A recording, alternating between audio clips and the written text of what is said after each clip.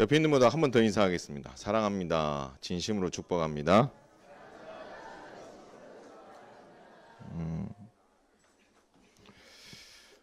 오늘 한동대 아카펠라 팀들이 왔습니다. 작년에도 왔었고요. 저희 교회를 방문해 주셔서 감사하고 또 편안하게 또 여러분이 가지고 온 목표들을 다 이루고 갔으면 좋겠고 또 여러분이 좀 이따 하나님 앞에 올려드린 그 특성을 통해서 우리 성도들도 큰 은혜 받을 수 있게 되기를 바랍니다. 오늘 우리가 지금 골로새서를 보고 있습니다. 골로새 교회에 팽배한 이단 사상들이 많이 있었습니다. 영지주의가 있었고 그 영지주의에서 파생된 쾌락주의, 금욕주의가 있었고 율법을 강조하는 율법주의와 같은 것들이 교회와 성도 안에 침투해서 골로새 교회를 참 많이 힘들게 했습니다. 시끄럽고 힘든 것도 있었지만 그 속에 속한 성도들이 그리스도인답게 살지 못하는, 그리스도인이 무엇입니까? 그리스도를 따르는 자들이잖아요. 그러한 거짓 사상들이 그리스도를 따르지 못하게 만드는 그런 아쉬운 모습들이 많이 있었습니다. 그들은 참 하나님이시요 참 인간이신 예수 그리스도의 명예를 훼손시키는 가르침을 가졌었고 그 가르침에 현혹된 이 골로새 교회는 그리스도인의 삶의 질을 떨어뜨리고 방향성을 상실한 채 살아가는 그런 아쉬운 모습이 있었습니다. 따라서 바울은 다른 편지에서와 같이 이 교회가 건강하게 서기를 바라는 마음에서 잘못된 교훈을 책망하고 그들의 심령에 충만히 채워야 될 것은 하나밖에 없다고 했습니다. 그게 뭐였죠? 바로 예수 그리스도였습니다. 예수 그리스도로 충만해질 때에 이러한 거짓 가르침으로부터 자신과 교회를 보호하고 지킬 수 있다라고 강조했던 것입니다. 그런데 바울은 이렇게 원론적이고 이론적인 것만이 아니라 예수 그리스도 안에서 성도로서 그러면 어떻게 살아야 될지 그 교회 안에 이 이단의 문제로 인해서 생긴 그런 문제들을 잘 해결하기 위해서 필요한 해답을 쪽집게 과외하듯이 정확하게 딱 집어서 이 부분들을 해답을 제시하고 또 성도다운 그리고 건강한 교회다운 그리고 성도와 성도 사이에 정말 행복한 신앙생활을 할 수 있는 길을 이렇게 열어줌으로 인해서 책망한 것으로 끝나지 않고 이 문제를 극복하고 어떻게 하면 더 성숙한 교회와 그리고 성도로 살아갈 수 있는가 그 방향까지 오늘 제시해 줍니다. 오늘 크게 두 가지로 살펴보려고 했는데요. 한 가지만 하겠습니다. 그 핵심이 뭐냐면요. 한번 따라서 하겠습니다. 옛사람을 벗어버리고 새 사람의 옷을 입고 살라. 믿으시기 바랍니다. 옛사람의 것을 버리는 거예요. 버릴 것을 버리고 제대로 된 것을 입으라는 거 그렇게 오늘 이야기하고 있다라는 것입니다. 바울은 성도가 어떤 존재인가라는 부분들에 대해서 상당히 여러 가지로 정의를 내놨는데 오늘 본문에 보면 성도는 그리스도와 함께 영적 신분이 달라진 특별한 존재다라고 이야기합니다. 여러분 골로새서 22장 20절에 보면 그리스도와 함께 죽었다라고 이야기합니다. 그리고 오늘 골로새서 3장 3절에 보면 너희가 죽었다라고 말함으로 말미암아 예수님께서 십자가에 못 박혀 죽으셨을 때에 예수님 혼자 죽은 것이 아니라 믿음 안에 있는 예수 그리스도를 믿기로 작정되어진 예수님이 오시기 이전의 사람들 그리고 예수님 당시의 사람들 예수님 이후에 믿음으로 하나님의 백성이 될 모든 백성들과 함께 십자가에 못 박혀 죽었다라고 말씀하고 있습니다. 따라서 저와 여러분들도 예수님의 십자가에 죽으시는 그 사건 속에 우리가 믿음으로 함께 죽은 줄 믿으시길 바랍니다. 그리고 나서 이 죽음이 이 예수 그리스도 안에서 죽은 것으로 만약 끝났다면 우리에게는 소망이 없고 어떻게 보면 세상에서 제일 불쌍한 사람이 그리스도인일 수 있습니다. 그러나 우리 아버지 하나님께서 예수 그리스도를 다시 살리셨습니다. 그분만 살리신 게 아니에요. 오늘 본문에 보니까 3장 1절에 그러므로 너희가 그리스도와 함께 다시 살리심을 받았으면이라고 이야기합니다. 예수님이 십자가에 못 박혀 죽으실 때 우리도 함께 죽고 그분이 다시 부활하실 때에 우리도 부활했다라고 우리의 정체성을 분명히 말씀해 주고 있다라는 것입니다. 여러분, 이게 복인 거죠. 이게 복이에요. 이것은 세상이 줄 수 있는 복이 아니라 오직 그리스도께서 우리에게만 줄 수 있는 복인 줄 믿으시길 바랍니다. 그리고 이 복이 저와 여러분의 것임을 여러분 확신하고 살아갈 수 있다면 여러분 어떠한 가르침과 교훈 앞에서도 흔들림 없이 믿음으로 살아갈 수 있으리라고 확신합니다. 그런데 중요한 것은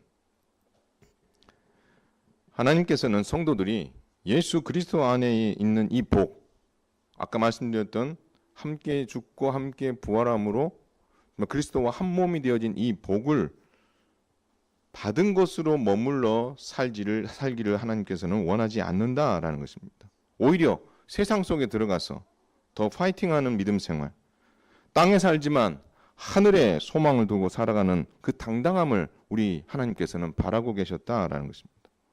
그래서 바울은 세상 철학이나 이단 사상에 휘둘렸고 지금 휘둘리고 있는 그 연약한 성도들에게, 이 골로새 교회 성도들에게 그들의 이 정체성에 근거한 적극적이고 또 능동적인 이 도전을 그들에게 하는 거죠. 그 도전이 바로 우리가 앞서 말했던 겁니다.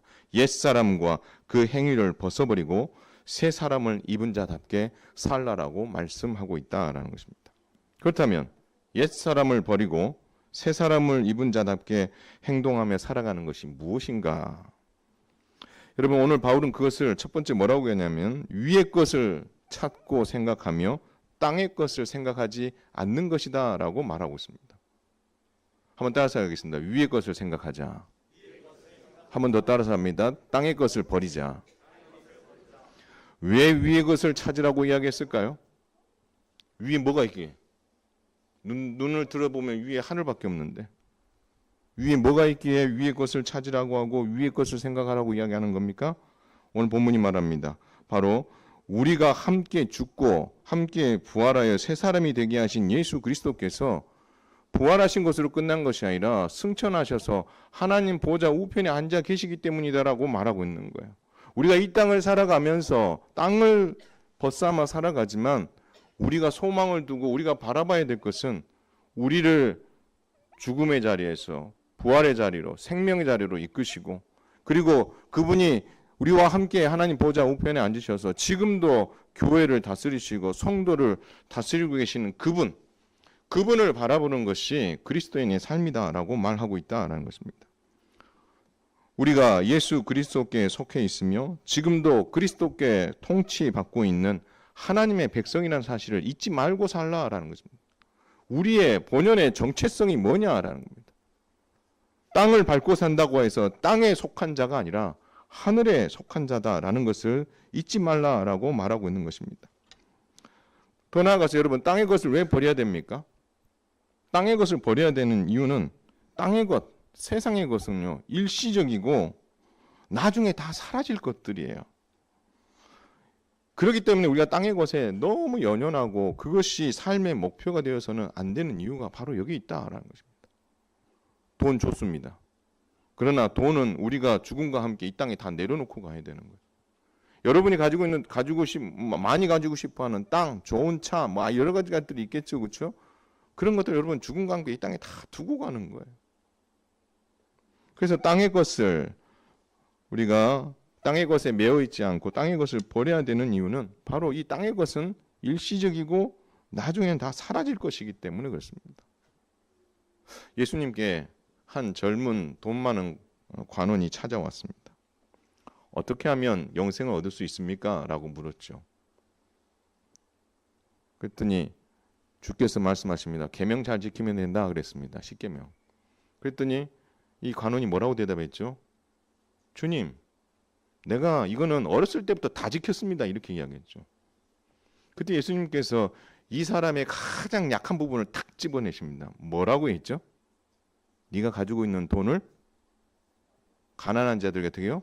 나눠줘라. 이렇게 얘기하는 거예요. 근데 그때 이 관원, 부자 관원이 어떤 반응을 했죠? 돈이 너무 많아서 이거를 어떻게 해요? 가난한 사람들에게 나누어 주는 것이 부담스러운 거죠. 그래서 그것을 고민하면서 돌아갔다. 그렇게 표현하고 있다. 여러분, 땅의 것인 이 돈에 매여 있기보다도 너가 가지고 있는 것을 가난한 자들을 위해서 손을 벌려서 나누어 주라는 거죠. 그리고 나누어 주고 그 나누어 준 것 가운데에서 하나님께서도 채워주시는 것을 경험하고 이것이 그리스도인의 삶이라는 것을 알게 되면 나를 따르게 될 것이다. 그렇게 주님 말씀하셨거든요.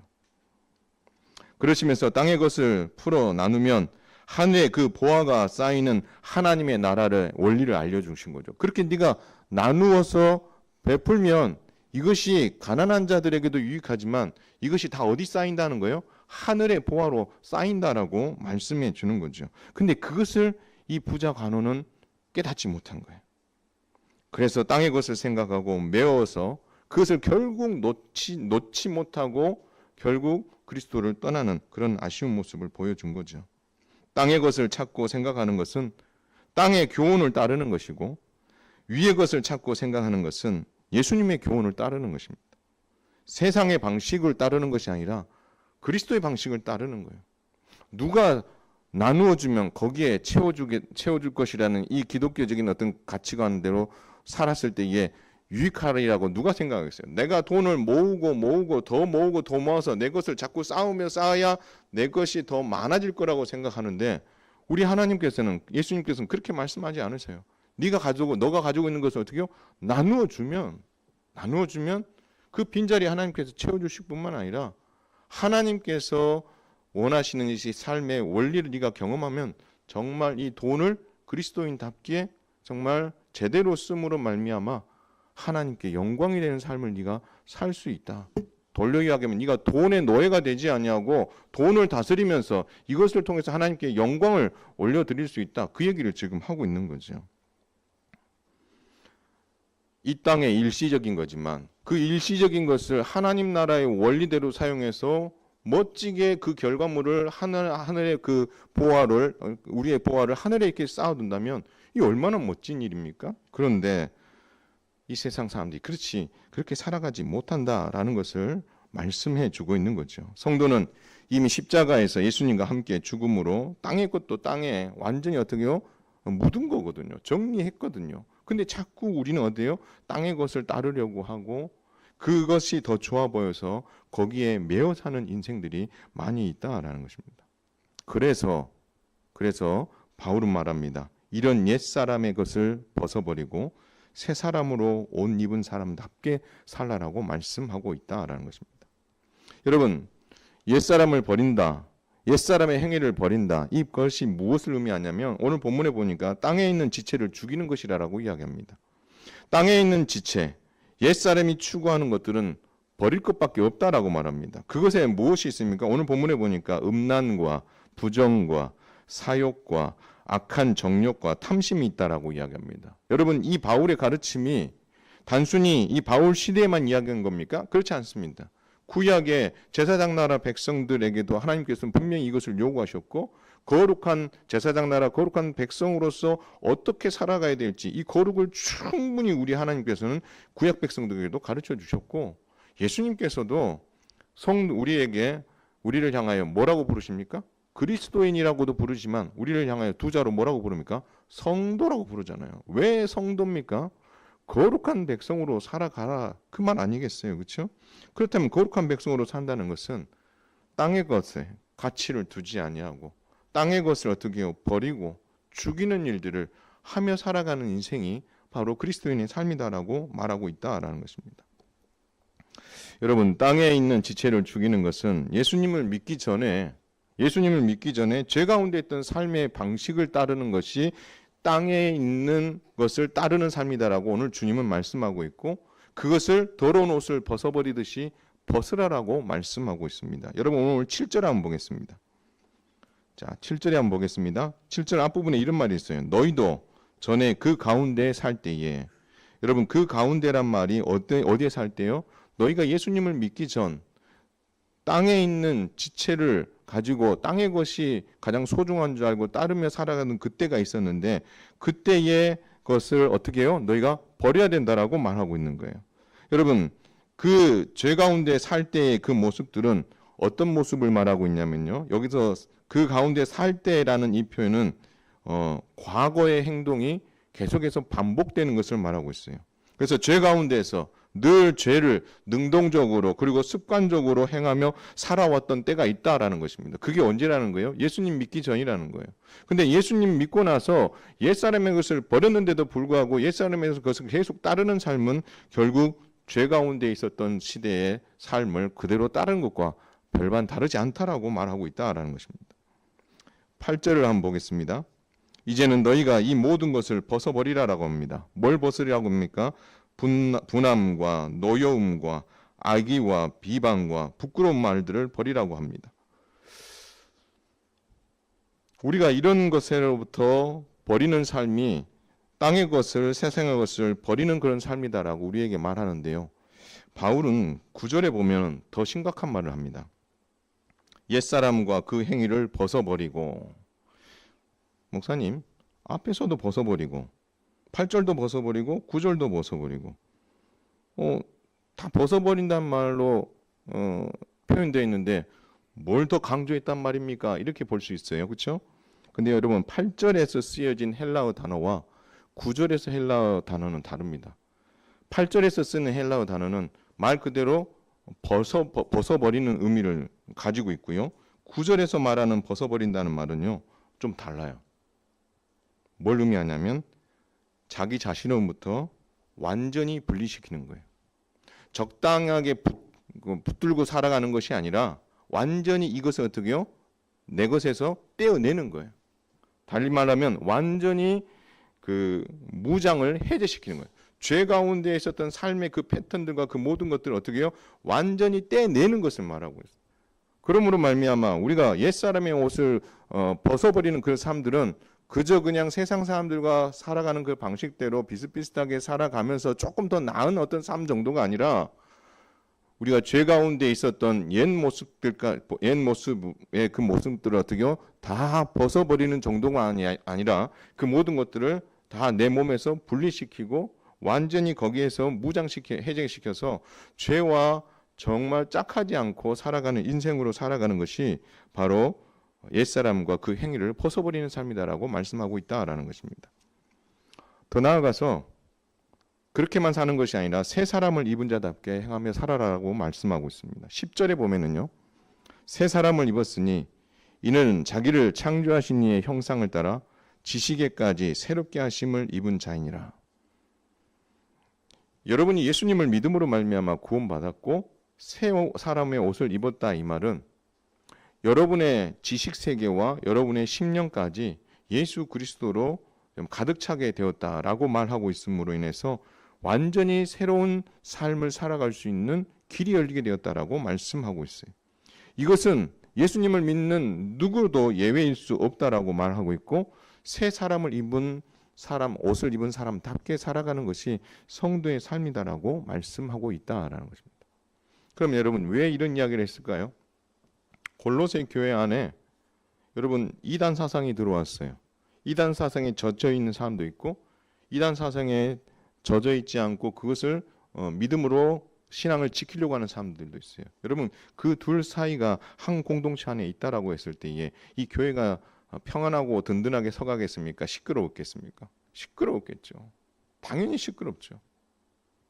옛사람의 것을 벗어버리고 새 사람의 옷을 입은 사람답게 살아가는 성도가 있는 반면 옛사람의 것을 붙잡고 그것이 전부인 줄 알고 살아가고 있는 현혹된 성도들이 있으니 이 둘 사이가 시끄러울 수밖에 없는 상황에 놓여 있다라는 것입니다. 그렇기 때문에 바울이 이 잘못된 가르침에 있는 사람들에게 너 왜 자꾸 옛 것을 붙들고 살아가? 너 이미 새 사람이 되었는데 왜 옛 것을 자꾸 붙들고 살지? 그렇게 이야기하면서 그들로 하여금 이제 너희가 그 잘못된 가르침에 노출되어서 현혹된 건 내가 이해를 하는데 거기에 매여 있지 말고 그것을 이제 어떻게 해요? 벗어버려라. 그리고 벗어버리는 정도가 아니라 완전히 그것을 너의 몸에서 그것을 어떻게 해요? 떼어내고 분리시켜버리고 그것과 너가 확연하게 구별되는 그런 모습으로 다시 살아가는 것, 그것이 그리스도인의 삶이다라고 말씀하고 있다라는 것입니다. 이 교훈 안에서 이 교훈만 바울이 하고 끝났다면 이 교훈이 그렇다면 우리가 어떻게 살아야 됩니까? 라는 것에 대한 답을 줄 수 없을 것입니다.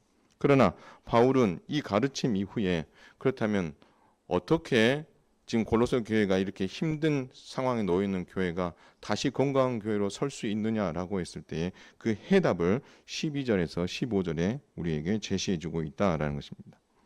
사랑하는 성도 여러분, 새 사람을 입은 자답게 행동하며 살아가는 것, 어떤 삶을 사는 것이냐? 여러분 12절에 말합니다.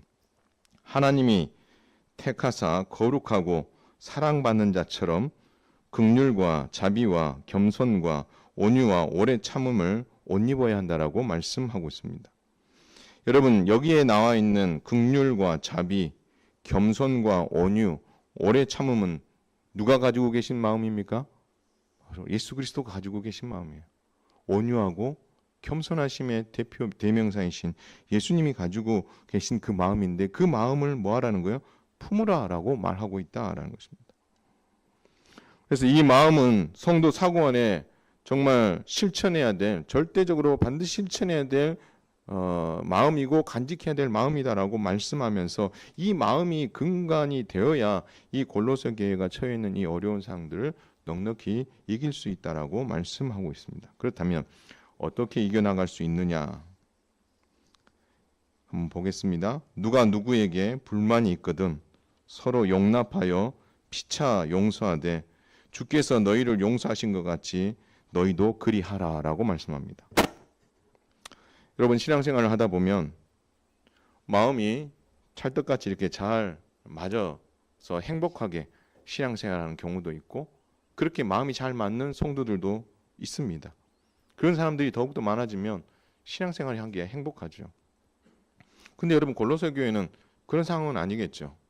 과거에는 행복했을지 모르겠지만 거짓 사상이 들어오면서 교회를 휘집고 나누니 서로 반목이 생기고 다툼이 생기고 아픈 일들이 계속 생기는 거예요. 불편할 수밖에 없죠.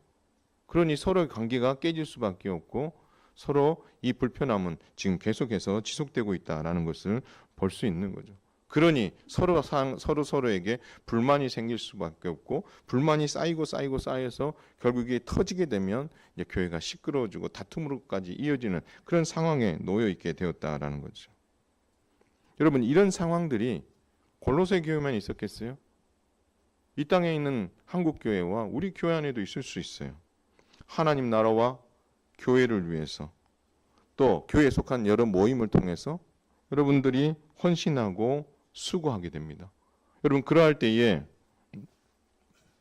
서로 마음이 잘 맞을 때도 있지만 서로 마음이 맞지 않을 때도 있다라는 것입니다. 그렇게 되면 불만이 일어날 수도 있는 거죠. 여러분 이것이 교회라는 공동체 안에만 있는 것이 아니라 교회 공동체 안에 있는 순이나 아니면 전도회나 이런 모임 안에서도 충분히 그럴 수 있습니다. 그래서 함께 신앙생활하는 것이 행복할 때도 있었지만 정말 일하다 보면 불편한 일들이 생길 수 있고 불만이 생길 수도 있고 그 불만이 차곡차곡 쌓여서 눈동이같이 불어나게 되면 이것이 얼굴로 표시가 나고 투박한 말로 표현이 되고 누군가의 마음에 상처를 줄 수 있다라는 것입니다. 이것은 이 땅에 있는 모든 교회가 다 그렇습니다. 없는 교회가 없어요. 다 그래요. 여러분 이러한 불편한 마음이 들 때 우리가 무엇을 할 수 있을까요? 두 가지 할 수 있습니다. 하나, 얼굴을 포커페이스를 하고 아닌 것처럼 웃으면서 모든 사람들에게 해피한 것처럼 보이면서 어떻게요? 그것을 그냥 편안하게 이렇게 살아갈 수도 있어요. 또 어떤 사람은요, 다시 안 볼 것처럼 말을 함부로 하고 그래서 어떻게 관계가 깨지는 그런 일들도 있을 수 있습니다. 어떤 사람은 이런 말도 해요. 나는 할 말은 하고 살아야지. 안 그러면 내가 못 산다. 이렇게 생각하는 사람도 있을 수 있습니다. 여과 없이 하고 싶은 말 다 하고요. 지금껏 쌓인 감정을 다 쏟아내기도 하고요. 내가 받은 상처만큼 당신도 한번 당해봐라. 이에는 이, 눈에는 눈. 여러분 이렇게 생각하면서 접근하는 그런 모임들이 있을 수 있습니다. 여러분 이런 거 보면 무슨 생각이 들어요? 어린애 같지 않아요? 초등학생들 싸우는 것도 아니고. 근데 교회 안에 유치하게 이렇게 싸워요. 성경과 그리스도를 따른다는 성도들 마음 안에 이런 마음들이 있을 수 있어요.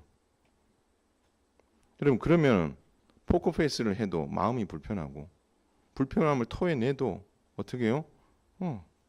그 관계는 더 서먹서먹해지고. 여러분, 이런 일들이 일어나는 거죠. 그러면서 대화하면 이런 말을 많이 해요. 과거의 일을 소환해냅니다. 우리 교회가 옛날에 이랬었지. 옛날에 이랬었잖아. 이런 일들로 힘들었었잖아.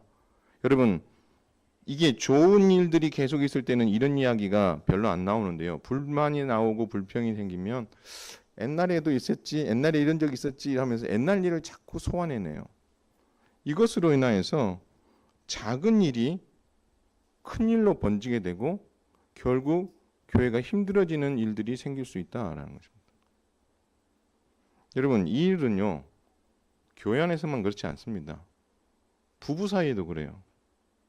여러분, 부부가 항상 좋을 수만은 없습니다. 여기 아직 결혼 안 하신 분들이지만 사랑하고 해서 결혼을 해요. 그럼 평생 안 싸울 것 같죠?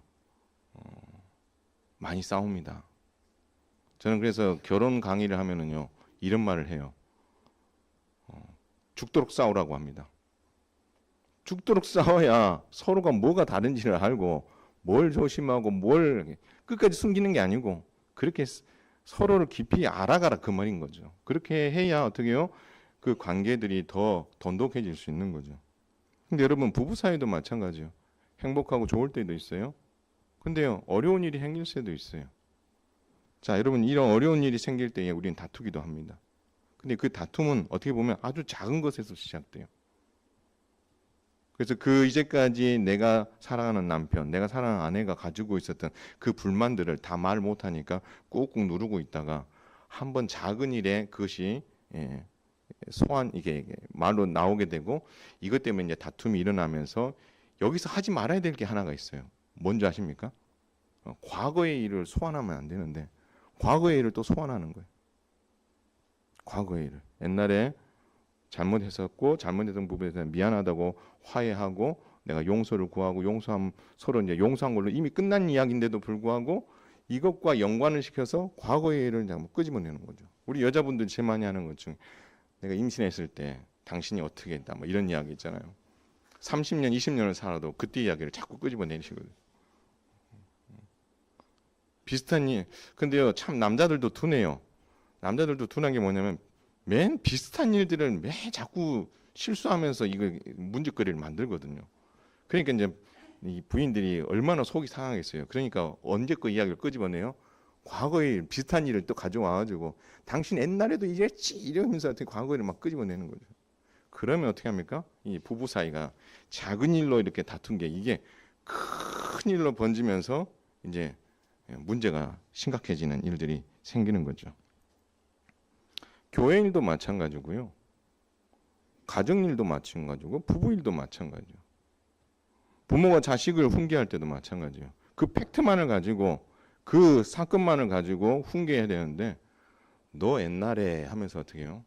언제적에 하면서 옛날 이야기를 또 끄집어내는 거예요. 그러면 훈계를 받고 있는 아이가 훈계를 받을 때는 내가 훈계를 받고 내가 잘못했으니까 내가 이 훈계를 받아야 되겠다는 생각이 들지만 여기서 과거의 일을 딱 소환해 오는 순간 이건 뭐지 하면서 이제 그때부터는 이 훈계가 훈계로 안 들리는 거예요. 그럼 부모 자식 간의 관계가 더 멀어지는 거죠. 제가 오늘 이 이야기를 왜 합니까? 여러분, 이 골로새 교회도 마찬가지예요. 이 교회 안에도 그 거짓 교사를 따랐던 사람들도 있고 거기서 다시 돌아온 사람들도 있을 거예요.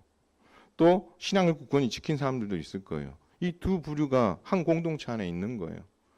두 부류가 함께 믿음 생활을 하면서 행복할 때도 있겠죠. 그러나 어떤 문제들로 다툼이 생기고 일어나는 일이 생기면 여러분 그 일들로 끝내면 되는데 이 사람들이 언제적 이야기를 꺼낼 수 있어요. 너 옛날에 잘못된 거짓 교사 따라하면서 네가 했던 행동 있지 하면서 이제 옛날 걸 막 끄집어 가져오는 거예요. 가져오는 거예요. 피차 용납하고 용서했는데도 불구하고 이런 다툼이 일어날 때마다 자꾸 그것을 소환시켜 오는 거예요. 이 소환시켜 놓는 이야기를 제가 여러분에게 듣기 좋으라고 지금 하고 있는 것이 아니라 실제 오늘 본문이 그 얘기를 하고 있어요. 좀 이따 들어보시면 알겠지만. 그렇게 해서 그 소환함으로 인하여서 그렇지 않아도 어떻게 해요? 관계가 불편했었던 것들을 잘 수습해 가고 있는데 또다시 그 문제로 인하여서 그 교회를 어렵게 만드는 일들이 생길 수 있다라는 거죠. 근데 우리 주님은 이 부분에 대해서 정확하게 답을 줍니다. 그런데요, 이 답을 성경이 주기 전에 제가 얼마 전에 강의를 하나 듣다가 그분이 이런 이야기를 했어요. 부부 사이에 함께 살다 보면 섭섭한 일이 생길 수도 있습니다. 또 배신당하는 만한 어떤 그런 일들을 행하실 수도 있고 어떤 말들로 인하여서 행동으로 인하여서 남편은 남편대로 아내는 아내대로 상처를 받을 수 있다는 거죠. 그러면 그 상처받은 일들로 인하여서 두 사람이 다툴 수도 있고 마음이 불편해질 수도 있는 거예요. 그럴 때에 서로가 서로에게 진심으로 용서를 구하고 다시는 그러한 일들을 하지 않겠다라고 마음에 다짐을 하고 그러한 일이 생기지 않도록 남편은 아내는 더 노력을 하고 더 사랑하고 하는 수고를 더 해야 되는 일들이 있을 때에 서로가 가진 그 상처의 그 이 흔적은 남을 수는 있지만 그 일들에 대해서 그런 수고와 노력들이 계속되어짐으로 인해서 그 상처가 점점 어떻게 해요? 희미해져 가야 된다. 희미해져 간다. 그러면서 옛날의 모습으로 완전히 돌아갈 수는 없지만 그럼에도 불구하고 서로 사랑하고 존중해지는 옛날의 모습으로 돌아갈 수 있는 길이 열리게 되는데 여기서 반드시 해서는 안 될 일이 하나 있다라고 이야기합니다. 그게 뭘까요? 그게 바로 옛날 일을 소환하는 거예요. 용서했어요. 그 잘못한 것에 대해서 용서하고 서로 이제 그 부분에 대해서 이제 다시는 그렇게 하지 않겠다라고 생각하고 그 부분을 이제 잘 이겨나가겠다고 서로 애쓰고 막 하고 있는데 그렇다고 해서 여러분 늘 그 이후에도 그 모든 관계들이 다 제대로 옛날처럼 돌아갈 수는 없는 것 아니겠어요? 그러다 보면 섭섭한 말을 할 수 있고 또 상처가 되어서 서로 다툼이 일어날 수도 있다는 거죠. 그럴 때에 절대 해서는 안 되는 일이 뭐냐면 그 과거의 일을 소환하는 거예요. 그 과거의 일을 소환하는 그 일은 결국 이 관계를 더 악화시키고 더 불편하게 만든다라고 이야기하면서 이러한 것들로 인해서 상처의 깊이가 깊어지고 넓어지면 돌이킬 수 없는 길로 갈 수 있기 때문에 절대 소환하는 일들은 해서는 안 된다라고 가르치는 이야기를 제가 들은 적이 있습니다. 그런데요, 주님은 바울을 통해서 오늘 그 얘기를 하고 있어요. 여러분 한번 읽어볼까요? 자, 주께서 너희를 용서하신 것 같이 너희도 그리하라라고 이야기하고 있습니다. 여러분 영적인 어른이 되고 성숙한 성도가 되고 성숙한 부부가 되고 싶으십니까? 마음을 받아주고 용납하고 이해하며 서로 용서해주는 일이 중요하죠. 그러나 이 용서하는 마음을 끝까지 가져가는 게 좋은데 그 끝까지 가져가지 못하고 우리가 아팠던 그 이야기들을 자꾸 소환해내게 되면 결국 우리는 그 아픔에서 굴레에서 벗어나지 못하는 거죠. 그러면 그런 일이 생길 때 우리가 어떻게 해야 되는가? 교회와 교회 안에서의 어떤 성도들과 성도들 사이에서 이런 일이 생겼을 때에 가족 안에서 부부 사이에 부모와 자식 사이에 이런 일들이 생겼을 때 우리는 어떻게 해야 되느냐? 무엇을 소환해내야 되냐? 과거에 있었던 아픔을 소환해내는 것이 아니라 그리스도께서 우리를 용서해 주신 그 사건을 소환해내라는 거예요. 그러므로 말미암아 나는 용서하기 힘든데 그리스도께서 나를 용서해 주신 이 사랑을 받은 내가 그 과거의 일을 다시 들추어냄으로 말미암아 이 관계를 더 악화시켜 더 끝까지 가게 된다면 이것은 하나님이 기뻐하시지 않는 일이 될 수 있다라고 말하고 있다라는 것입니다. 그래서 우리 교회 안에도 마찬가지. 우리 교회 안에도 행복하고 좋은 일이 있을 때도 있었지만 아픈 일도 있었던 건 사실이에요. 그러나 여러분 언제까지 그 아픔 속에 있을 수는 없습니다. 그럼 그것을 용서하고 그 문제를 풀어가고 그것을 어떻게 해요? 서로 주 안에서 이렇게 건강한 모습으로 잘 회복하기 위해서 서로 피차 용서하고 그 용서한 것을 끝까지 가져가기 위해서 다시는 그러한 일이 일어나지 않도록 서로 애쓰고 마음을 다하고 하는 그 수고가 덧붙여져 가야 되는 거예요. 그리고 그러하다가도 우리가 혹 그와 비슷한 실수를 하게 되면 너 지난번에 그렇게 안 하기로 했잖아. 너 과거에도 한번 그러더니 왜 또 이번에도 또 그렇게 해? 라고 과거의를 소환해서 이 문제를 더 키우기보다 그리스도께서 나를 보실 때 어떨까? 나도 예수 안에서 정말 생명 얻고 죄에서 용서함 받은 백성이지만 내가 그렇다고 해서 내가 100에 100 그리스도인답게 죄와 무관한 삶을 내가 살았는가? 그렇지 않다는 거죠. 그럴 때마다 우리가 과거의 것을 우리가 소환해낸다면 우리는 어디 서 있을 만한 곳이 없게 되는 거죠. 그러나 우리가 그럴 때마다 과거에 우리의 실패했던 모습들을 끄집어오는 소환해내는 것이 아니라 누구를? 그리스도의 십자가 사랑을 우리가 소환해냄으로 말미암아 그것을 은혜로 극복하고 극복해 갈 때에 우리가 성도가 그리고 부부 사이에 부모와 자식 사이의 관계가 더 견고해질 수 있다라고 주님 우리에게 말씀해 주고 있다라는 것입니다. 그래서 우리 현흥교회도요, 좀 과거의 그 아픔이나 이런 것들에 우리가 좀 매여 있지 않았으면 좋겠어요. 여러분, 저도요, 생각해 보면 실수를 자주 하는데 자주 하는 실수가 있어요. 근데 그 실수를 두고 하나님 앞에 기도를 하죠. 하나님, 내가 이런 부분들에 대해서 하나님 회개합니다. 하나님 용서하여 주옵소서. 그리고 회개를 해요. 그리고 진심으로 그 부분을 놓고 회개를 하고 하나님의 용서의 확신을 갖습니다. 그러나 그 나중에 또 우리가 그러한 비슷한 일들을 범하게 되면 과거의 일을 우리가 회상하면서 주님이 그때 그 죄를 용서해 주셨는데 내가 또 이 부분에 대해서 이러고 있네 하면서 우리 스스로가 어떻게요? 좌절하고 무너지는 때가 있더라는 거죠. 그럴 때마다 여러분 우리가 기억해야 되는 것은 과거의 일을 소환하는 것이 아니라 그리스도께서 우리에게 주신 그 십자가 사랑을 소환할 때 우리가 그것을 극복할 수 있다라는 것입니다. 여러분, 사단이 뭘 좋아할까요? 과거의 것을 소환해서 과거의 것에 매여 있고 거기에 정말로 붙잡혀서 앞으로 전진해 가지 못하고 늘 제자리를 걸음하고 있는 거, 그거 사단이 좋아하지 않겠어요? 여기 앉아있는 성도들 한 사람 한 사람이 믿음 안에서 성숙해져 가고 함께 믿음 생활하는 성도들과 때로는 다투기도 하고 함께 하기도 하지만 여러분 그렇게 하면서 어우러져 가면서 서로 그리스도를 소환하면서 우리가 용서함 받은 만큼 우리가 더 사랑하고 더 잘 섬겨보겠다는 그런 마음으로 여러분 살아가면서 한 발 한 발 성숙의 단계로 나아가는 것을 하나님이 바라시지, 우리가 자꾸 과거에서 매여 있어서 거기서 한 걸음도 나아가지 못하고 거기서 제자리 걸음 하고만 있다면 누가 제일 좋아하겠어요? 누가? 사단이 제일 좋아요. 우리도 마찬가지 개인적으로도 나 이거밖에 안 되나? 이렇게 낙심할 때 있잖아요. 그것은요, 뒤에서 누가 지금 잡고 있는 거예요? 사단이 여러분의 머리채를 잡고요, 앞으로 가지 못하도록 뒤로 잡아당기고 있는 거라고 생각하시면 돼요. 우리가 교회 공동체 안에서 뭔가 하나님 나라를 위해서 헌신하려고 할 때 과거의 일을 자꾸 소환하면 우리도 옛날에 다 해봤어. 옛날에 우리도 그렇게 했더니 그렇게 안 되더라. 이렇게 하면서 우리가 뒷목을 탁 잡고 그것을 앞으로 전진하지 못하도록 잡아당기는 것은 사단이 하는 일이에요. 우리는 좀 그 사단이 하는 거기에 우리가 노란하지 않았으면 좋겠어요. 과거를 소환하기보다 그리스도께서 우리를 사랑하셨던 그 사랑을 우리가 소환해서 어떻게 하면 우리가 더 발전적으로 더 성숙한 자리로 나아갈 것인가를 우리가 생각하게 된다면 우리 교회가 지금보다도 더 성숙해져 갈 수 있으리라고 저는 확신합니다. 그리고 여러분 정말 많이 변했어요.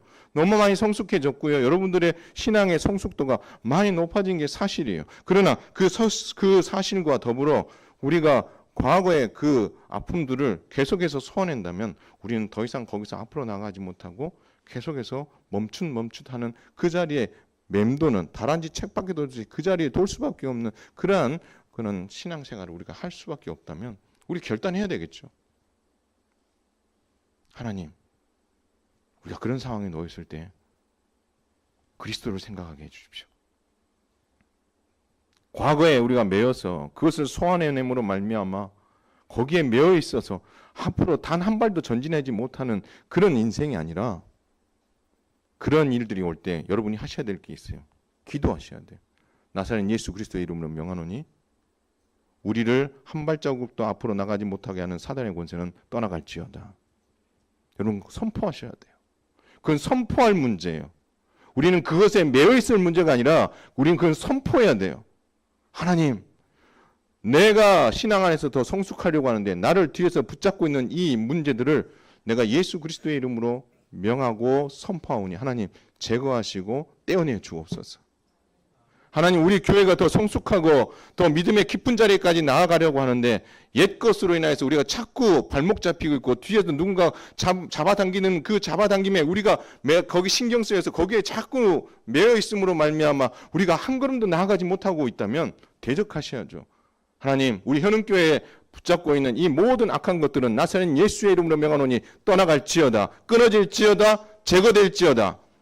선포하고 나아갈 때에 여러분이 과거에 매여있지 않은 인생, 그리고 실수했었던 그 모든 이들까지도 용서하고 품어주면서 함께 나아가는 데 있어서 방해가 되는 그 모든 것들을 다 제버릴 때에 저와 여러분의 신앙의 성숙이 눈에 보이고 또 하나님께서 지금 행하시는 그 큰 기적들을 보면서 내가 지금까지 우리 현흥교회에서 지금까지 신앙생활 하면서 보지 못했던 것들을 지금 보고 있는데도 불구하고 그것이 보이지 않고 옛 것만 자꾸 보이고 있다면 우리는 거기에 지금 매여 있는 거거든요. 거기에서 벗어남으로 말미암아 여러분이 좀 행복했으면 좋겠어요. 제가 그걸 알아요. 무언가에 매여 있는 것이 얼마나 무서운 거고 두렵고 불편한 것이 저도 알아요. 왜요? 저도 그걸 경험해 봤거든. 그걸 극복했기 때문에 제가 이 이야기를 할 수 있는 거고. 그건 한 개인이 아니라 우리 교회도 마찬가지. 그러므로 말미암아 여러분 개인에게 있어서도 신앙의 성숙에 나아가는 길에 있어서 뒤에서 뭔가를 붙잡는 것이 있다면 대적하시고 여러분 그걸 극복하십시오. 그러면 여러분 안에 성숙이 일어나게 될 줄 믿습니다. 우리 현흥교회가 정말 70년을 내년에 70년이고 100주년을 향해서 달려갈 때에 우리가 앞만 보고 하나님께서 행하신 큰 기적을 바라보며 지금 우리에게 베풀어 주신 그 은혜들을 생각하면서 야 하나님께서 이런 일들을 하셨구나.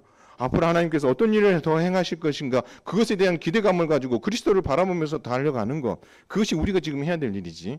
자꾸 뒷목 잡히면서 뒤에서 잡아당기는 그 잡아당김에 우리가 더 신경 쓰이고 거기에 우리가 마음이 매여 있으면 우리는 한 발짝은 나올 수 없는 거죠.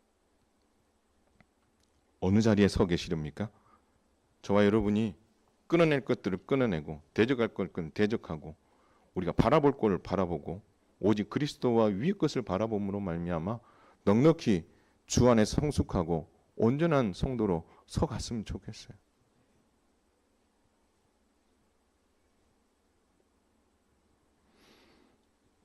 저는 이 이야기 하면요 마음이 찡해져요. 여러분이 얼마나 힘들었을까를 생각하면서 마음이 찡하고요. 또 거기에서 헤어나지 못하고 있는 이들도 있고 헤어나오려고 애를 쓰는 이들도 있고 그들을 보면서 참 주 안에서 더 성숙한 모습으로 해피하게 정말 살아가도 정말 모자랄 방국에 여기에 정말 매여 있어서 힘들어하는 그 모습들을 보면서 참 많이 마음이 아픕니다.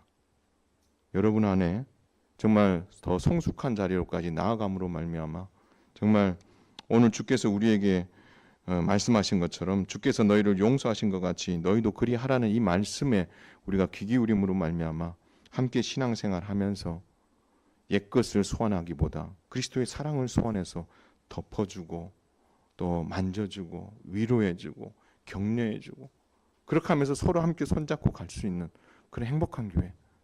또 실수하더라도 너 그거밖에 안 돼 이렇게 확 다가가는 게 아니라 얼마나 힘들었어. 다시 한번 일어나 보자. 일어날 수 있어. 하나님께서 도와주실 거야. 그리스도의 사랑이 우리를 묶어줬잖아. 우리가 다시 너를 용서하고 용납하고 우리 같이 갈 테니 같이 가자. 부부 사이도 마찬가지예요. 나는 정답이고 상대방이 틀렸다가 아니라 그분이 그 아내가 남편이 얼마나 배우자가 힘들었을까? 그렇게 어떻게 합니까? 그리스도의 사랑으로 바라보고 용서하고 품어주고 과거의 것을 소원하기보다 그리스도를 소원해서 그것을 극복할 때 부부관계가 더 해피해질 수 있는 거죠. 부모 자식 간의 관계도 마찬가지예요. 이렇게 주 안에서 정말 하나가 되어져서 여러분 개인과 여러분 부모 자식 간에 여러분 부부 사이에 우리 교회 안에 이런 성숙한 모습이 있음으로 말미암아 그리스도 안에서 더 온전하고 성숙한 자리에까지 깊이 자라갈 수 있는 멋진 우리 현흥교회 성도들 다 되시기를 주님의 이름으로 축원을 드립니다.